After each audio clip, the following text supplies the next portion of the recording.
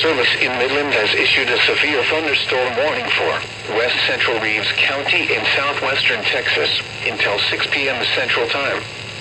At 4:54 p.m. Central Time, a severe thunderstorm was located 7 miles west of Toya, moving northeast at 20 miles an hour. Hazard, 2-inch hail and 60 miles an hour wind gusts.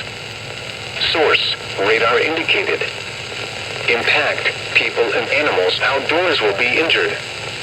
Expect hail damage to roofs, siding, windows, and vehicles. Expect wind damage to roofs, siding, and trees. Locations impacted include Toya. This includes Interstate 20 between mile markers 12 and 25. For your protection, move to an interior room on the lowest floor of a building.